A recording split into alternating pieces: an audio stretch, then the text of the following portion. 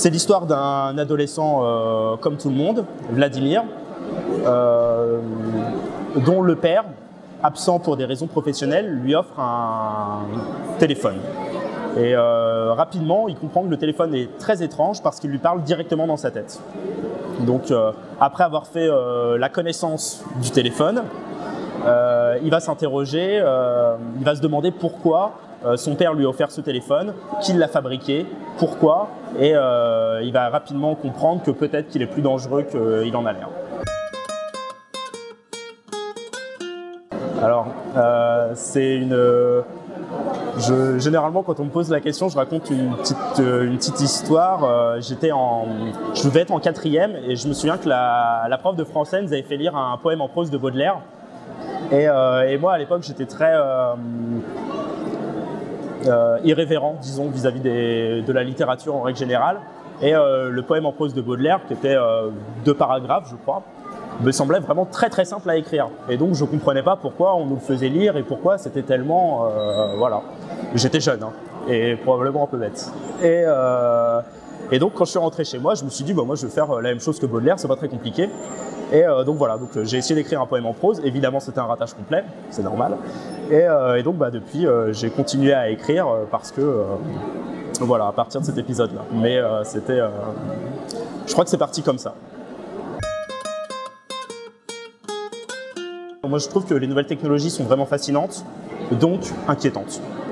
Mais surtout fascinantes. Ça peut être à la fois très dangereux, probablement il y aura des choses super qui vont se faire, il y a déjà eu des très belles choses qui se sont faites, il y aura d'autres choses vraiment très bien, mais après il y a des dangers aussi qu'il faut pas éluder.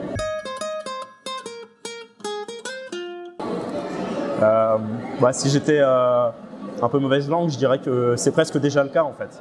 Je pense que il doit y avoir tous les gens qui ont un smartphone dans leur poche, un iPhone dans leur poche par exemple. Il y a une petite application qui s'appelle Siri dedans et qui est quasiment la même chose que Cyrano. Et donc bon, Siri ne parle pas encore dans la tête des gens, mais on peut penser que ce genre de choses va arriver incessamment sous peu. Après, faut pas non plus... je me souviens quand j'étais petit, je lisais des livres du style comment est-ce qu'on vivra dans 50 ans ou ce genre de choses. Et dans ces livres-là, il y avait on ira en travail dans des voitures volantes, on ira passer nos vacances sur Mars, etc. Donc bon, il faut toujours se garder de trop anticiper. Mais je pense que voilà, sur les applications les valets personnels, etc., ça existe déjà et ça va, dans les années à venir, ça va se développer, je pense. Mais après, on verra.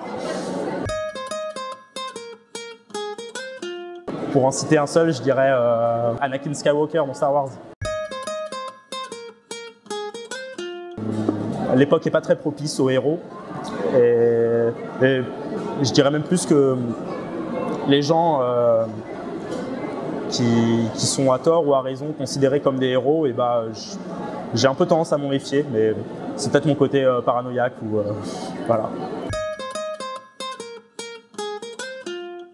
J'avais une prof, exceptionnelle d'ailleurs, qui nous avait dit un jour que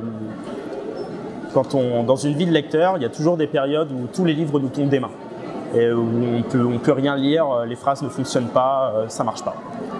Et donc pendant ces cas-là, il est très important d'avoir une sorte d'auteur refuge dans lequel, voilà, quand plus rien ne marche, il faut retourner vers celui-ci. Le mien d'auteur refuge, je pense que c'est Boris Vian. Et je trouve qu'il est, dans le paysage littéraire actuel, il est assez mal considéré. On le considère vraiment comme un amuseur seulement.